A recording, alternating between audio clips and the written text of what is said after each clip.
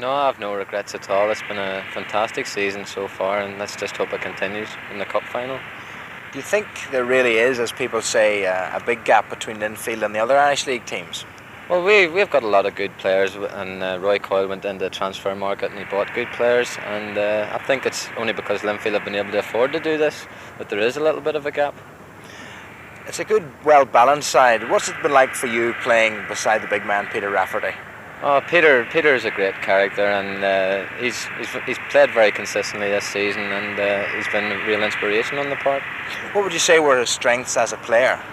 Well, definitely his strengths are, without doubt, from set pieces. He's very dangerous from set pieces, especially heading, although he has scored the odd one with his foot. And as a captain, is there any sort of chat from him on the field?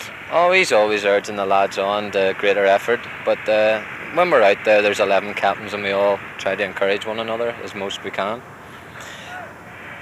Do you think it's going to be a disadvantage for you starting, as you must do, as strong favourites for the Cup?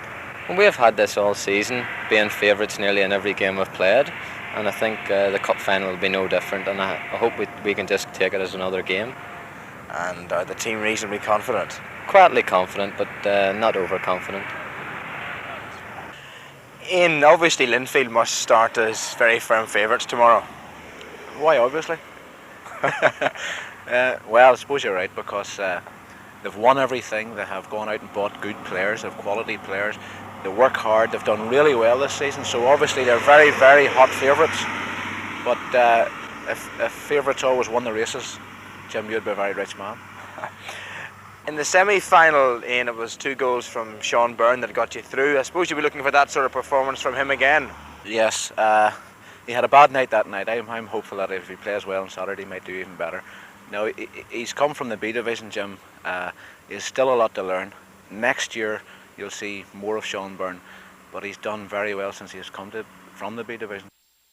I'm a wee bit worried in case the whole thing's too much for him, but well, hopefully after the first 20 minutes he'll settle in. And at the other end, of course, Roy McDonald, you'll be hoping will be keeping the Linfield goal attempts out. Well, Roy has done really remarkably well this season. He had a poorish game in the interleague game, and his confidence was shattered a wee bit. He came in for a lot of criticism from boys like yourself and others, and it upset him a bit. But last week I worked him really hard, 3 nights on him, and on occasions he couldn't get back up off the ground, you know.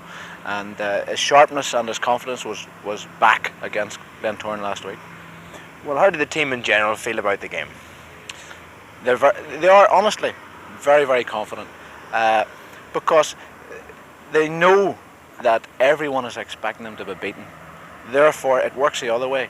The pressure is off you, and they've got new blazers, new flannels, new boots, new jerseys. It's fantastic, you know, and they're really looking forward to it. And I think underneath it all, they're confident they'll get a result.